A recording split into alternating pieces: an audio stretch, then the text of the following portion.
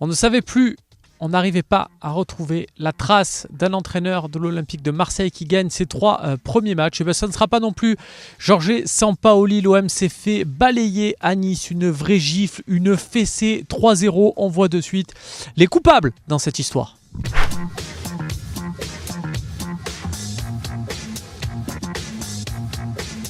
On attend de lui qu'il donne de bons ballons. Il n'en a pas donné un seul. On attend alors de lui qu'il soit capable des fois de frapper avec quand même sa capacité à trouver des lucarnes. Il n'a pas trouvé le cadre. Il n'a même pas été capable de courir à un moment donné alors qu'il y avait un ballon qui lui tendait les bras en contre. Non, Dimitri Payet a strictement rien fait dans ce match.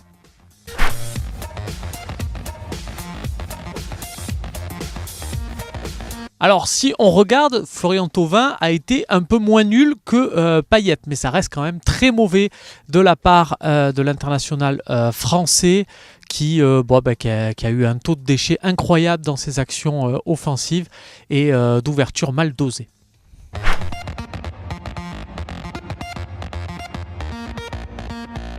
Même constat qu'avec les offensifs, Pape Gueye était peut-être un peu plus à l'aise dans la récupération des ballons qu'En Cham. Par contre, dès qu'il fallait l'utiliser, c'était tout aussi lent et tout aussi vers l'arrière.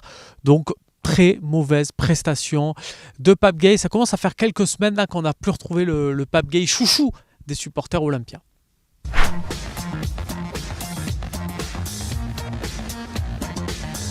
C'est une stat peu glorieuse qu'a notre ami Olivier Ntcham. Il a fait 3 matchs avec l'Olympique de Marseille. 3 fois, il est sorti à la mi-temps. Alors, il peut croire à de l'acharnement, mais en même temps, quand on regarde de plus près sa prestation, on comprend aussi, en tout cas pour ce match-là, pourquoi il sort dès la pause, parce qu'il n'y a vraiment rien eu d'intéressant dans son jeu.